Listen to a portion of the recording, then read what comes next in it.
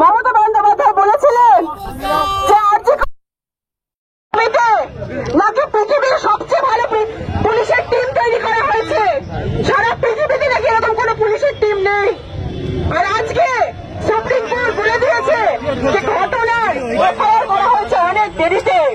তাহলে আমি পুলিশ মন্ত্রীকে প্রশ্ন করতে চাই যে আপনার মতে সারা পৃথিবীর যারা বেস্ট টিম তারা একটা এফআইআর করতে পারে না। ধিক্কার জানাই এই পুলিশ মন্ত্রীকে, ধিক্কার জানাই এই স্বাস্থ্যমন্ত্রীকে এবং স্বাস্থ্যমন্ত্রীকে পদত্যাগ করতে হবে। এই দাবিতে আমরা আমাদের মিছিলকে সংগঠিত করেছি। অবিলম্বে স্বাস্থ্যমন্ত্রী পুলিশ মন্ত্রীর পদত্যাগ চাই।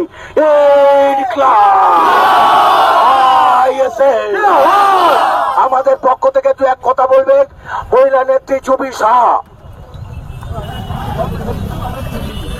আমি খুব একটা দুটো কথা বলবো। আর আমরা জানি আরজি করে ঘটনার পর আমাদের রাজ্যের পুলিশ মন্ত্রী তথা মুখ্যমন্ত্রী মমতা বন্দ্যোপাধ্যায় বলেছিলেন যে আরজি নাকি পৃথিবীর সবচেয়ে ভালো পুলিশের টিম তৈরি করা হয়েছে, সারা পৃথিবীতে নাকি এরকম কোন পুলিশের টিম নেই। আর আজকে সুপ্রিম কোর্ট বলে দিয়েছে যে ঘটনার এফআইআর করা হয়েছে অনেক দেরিতে। তাহলে আমি পুলিশ মন্ত্রীকে প্রশ্ন করতে চাই যে আপনার মতে সারা পৃথিবীর যারা বেস্ট টিম তারা একটা এফআইআর করতে পারে না। ধিক্কার জানাই এই পুলিশ মন্ত্রীকে, ধিক্কার জানাই এই স্বাস্থ্যমন্ত্রীকে। আমাদের পুলিশ মন্ত্রী মমতা বন্দ্যোপাধ্যায়ের নেতৃত্বে তৈরি হওয়া টিম একটা এফআইআর করতে পারে না। একটা নির্যাতিতা, একজন ধর্ষিতা, এক খুনি মেয়ের পরিবারকে তার মেয়ের মুখ দেখতে দেওয়া হয় না। ধিক্কার জানাই এই পুলিশ মন্ত্রীকে। আজকে গতকাল রাতে নির্যাতিতার পরিবার স্পষ্ট জানিয়েছেন যে তারা রাজ্য পুলিশের ওপর কোনো ভরসা রাখতে পারছেন না। তারা স্পষ্টভাবে জানিয়েছেন যে পুলিশ কমিশনার বিনীত গোয়েল নাম করে বলেছেন যে তারা আর ভরসা রাখতে পারছেন না। তারা আর্জি জানিয়েছেন দেশবাসী হিসেবে, রাজ্যবাসী হিসেবে আমাদের সবার কাছে আজকে যারা আমরা এই মিছিলে হাঁটছি আমাদের প্রত্যেকের উপর দায়বদ্ধতায় এটা আমাদের দায়িত্ব। আরজি করে নির্যাতিতার পরিবারের শেষ ন্যায় বিচারের দিন পর্যন্ত আমরা পাশে থাকবো তো। আর সঙ্গে আরেকটা কথাও জানিয়ে যাই, যেদিন আরজি করে ঘটনার বিচারের দাবিতে সারা রাজ্য জুড়ে এমনকি সারা দেশ জুড়ে বিভিন্ন জায়গায় মেয়েরা রাস্তায় নামছেন, রাস্তা দখল করছেন, সেই দিন রাতে বর্ধমানের এক তরুণী প্রিয়াঙ্কা হাসদা তাকে বাড়ি থেকে বের করে এনে গলা কেটে খুন করা হয়েছে। এখনো পর্যন্ত বর্ধমান থানার পুলিশ তাদেরকে গ্রেপ্তার করেনি। একজন আদিবাসী তরুণী, তাকে কেন হত্যা করা হলো আজকে এই মিছিল থেকে সেই প্রশ্ন উঠছে। তাহলে সারা রাজ্যে মেয়েদের নিরাপত্তা কোথায়? মুখ্যমন্ত্রী বলছেন যে মেয়েদের রাতে আর কাজ করতে হবে না। আমি বলবো না, আমাদের সমাজে ছেলেরা যা যা কাজ করে মেয়েরা সেই সমস্ত কাজ করবে, দিনে করবে, দুপুরে করবে, রাতে করবে, সব সময় করবে।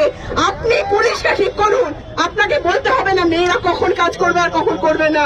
মেয়েদের জন্য আপনাদেরকে যদি ভাবতে হয় তাহলে মেয়েদের নিরাপত্তার ব্যবস্থা করুন, পুলিশকে সিধে করুন। কেন আরজি করে ঢুকে 7,000 গুন্ডা প্রমাণ লোপাট করতে গেল? আপনার পুলিশ কি ঘুমাচ্ছিল? 7,000 গুন্ডা কেন প্রমাণ লোপাট করতে গেল? আপনারা আন্দোলনকারীদের ধরে ধরে জেলে ভরছেন, তাদের বিরুদ্ধে এফআইআর করছেন, তাদেরকে লালবাজারে ডেকে পাঠাচ্ছেন। আর আপনারা একটা হাসপাতালের এমার্জেন্সি ওয়ার্ডের নিরাপত্তা ব্যবস্থা রাখতে পারেন না। তাহলে কিসের জন্য? তাহলে জনগণের ট্যাক্সের টাকায় এই পুলিশকে আমরা পুষবো কেন, যারা একটা হাসপাতালে নিরাপত্তা রাখতে পারে না? আর এই ঘটনার জন্য ভুক্তভোগী হচ্ছে কেবলমাত্র নির্যাতিতার পরিবার নয়, এই আরজি করে আমাদের উত্তর 24 পরগনা জেলা থেকে প্রতিদিন হাজার হাজার মানুষ চিকিৎসার জন্য যায়, তাদের চিকিৎসা হচ্ছে না। এই ঘটনার জন্য তার দায় স্বাস্থ্যমন্ত্রী হিসেবে মমতা ব্যানার্জিকে নিতে হবে। আজকে আমরা জানি গ্রামীণ যে হাসপাতালগুলো, দেগঙ্গার যে বিশ্বনাথপুর হাসপাতাল, সেইখানে একটা সামান্য কিছু কোন সমস্যা হলে পাঠিয়ে দেওয়া হয় বারাসাত নয় আরজি করে। কেন গ্রামীণ হাসপাতালগুলোর ব্যবস্থা ঠিক হবে না? কেন একটা কাটাছেঁড়া হলেও, একটা সামান্য অ্যাক্সিডেন্ট হলেও আরজি করে কি ভর্তি হতে হবে? কেন গ্রামীণ উপস্বাস্থ্য কেন্দ্র, কেন প্রাথমিক স্বাস্থ্য কেন্দ্রের চিকিৎসা চিকিৎসা ব্যবস্থা ভালো থাকবে না? সেই প্রশ্ন আজকে এই ঘটনার সঙ্গে উঠে উঠছে। আজকে আরজি করে নির্যাতিতার বিচার শুধুমাত্র একটি ধর্ষণের বিচার নয়, কারণ আমরা পরিস্পষ্ট বুঝতে পারছি এর পেছনে কোন গভীর ষড়যন্ত্র আছে। যদি গভীর ষড়যন্ত্র না থাকতো তাহলে কেন আরজি করে প্রিন্সিপালকে একদিনের জন্য ইস্তফা দিয়ে একই দিন 4 ঘন্টার ব্যবধানে তাকে ন্যাশনাল মেডিকেল কলেজ আবার ভর্তি করে দেওয়া হয়? আজকে আরজি করে প্রিন্সিপালের পেছনে কারা আছে? এই যে স্বাস্থ্য ব্যবস্থা সিন্ডিকেট রাজ, কেউ বলছে অঙ্ক প্রত্যঙ্গ পাচার করা হতো, কেউ বলছে ইঞ্জেকশন পাচার করা হতো, আমরা জানি না কি আছে, কিন্তু আমরা এটুকু জানি, এটা স্পষ্ট হয়ে বোঝা যাচ্ছে যে আজকে এই যে স্বাস্থ্য নিয়ে যে সিন্ডিকেট রাজ চলছে, সেই সিন্ডিকেট রাজের বিরুদ্ধে মুখ খুলেছিলেন, প্রতিবাদ করেছিলেন আজকে এই আরজি করে ঘটনা নির্যাতিতা, তাই তাকে এভাবে মেরে মারা হয়েছে। তিনি স্বাস্থ্য দুর্নীতির বিরুদ্ধে লড়াইয়ের একজন শহীদ, আমরা সেই শহীদকে সম্মান জানাই। তার এই লড়াইয়ের পাশে আমরা আছি তো? আবার সবাইকে জিজ্ঞেস করছি, আছি তো? আমি এইটুকু বলে আমার বক্তব্য শেষ করছি, এরপরে আবার বক্তারা আছে।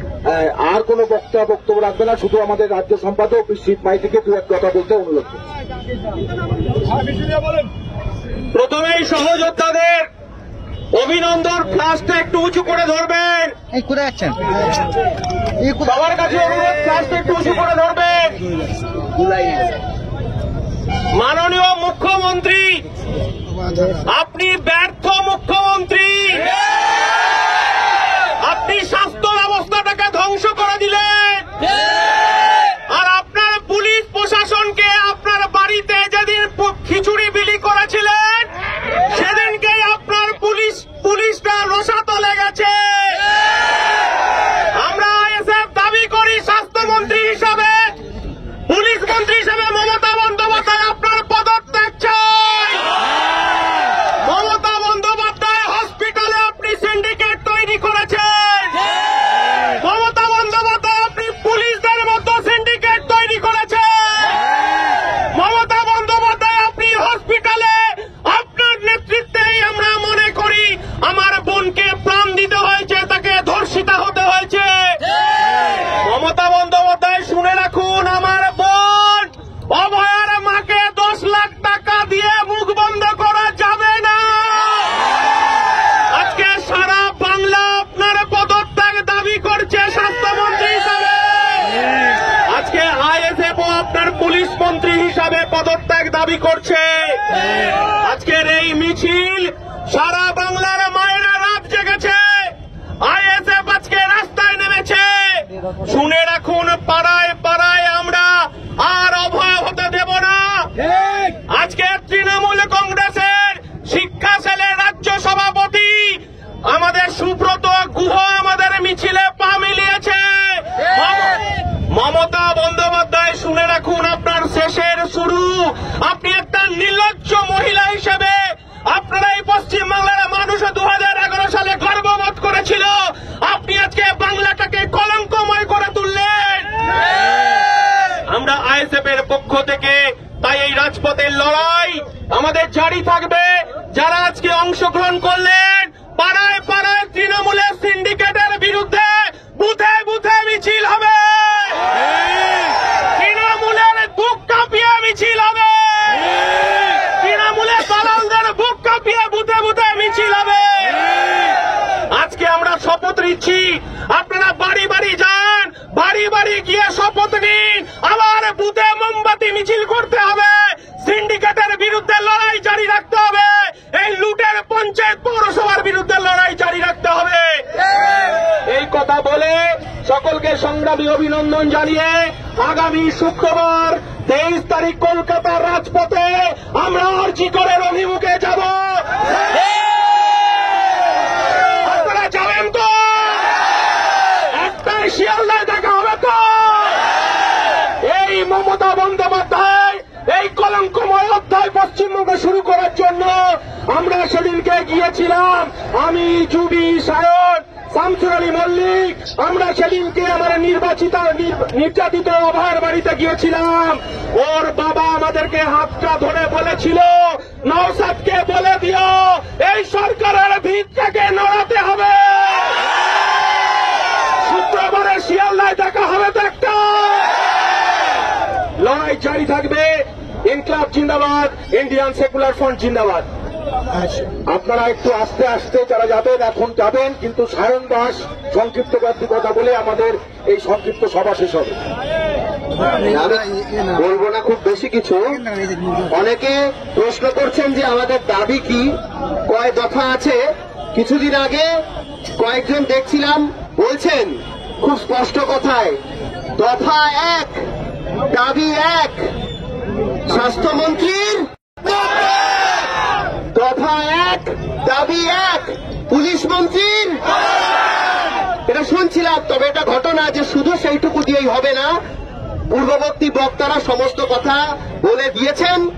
আমাদের দুটি বিষয়, যে নির্যাতন ঘটেছে যেমন তার বিরুদ্ধে কথা বলতে হবে, তেমনি মনে রাখতে হবে যে যাকে এইভাবে হত্যা করা হলো তিনি কিন্তু শুধু নারী হিসেবে নির্যাতিতা নন, তিনি একই সাথে হসপিটালের সিন্ডিকেট রাজের বিরুদ্ধে প্রতিবাদ করার জন্য শহীদ।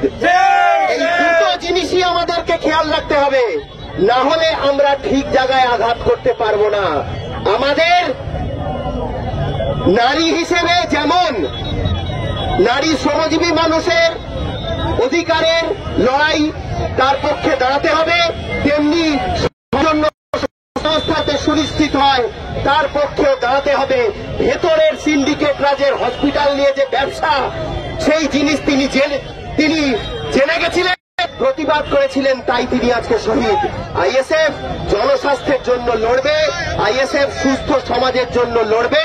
তার জন্য নিশ্চয়ই স্বাস্থ্যমন্ত্রী এবং পুলিশ মন্ত্রীর পদত্যাগটাই সব নয়, কিন্তু ওই পদত্যাগ ছাড়াও আমরা এগোতে পারবো না। তাই হয়তো 1 দফা 1 দাবি নয়, কিন্তু এই দাবি আমাদের থাকছে সর্বাগ্রে 1 নম্বরে। কি দাবি? স্বাস্থ্যমন্ত্রীর, পুলিশ মন্ত্রীর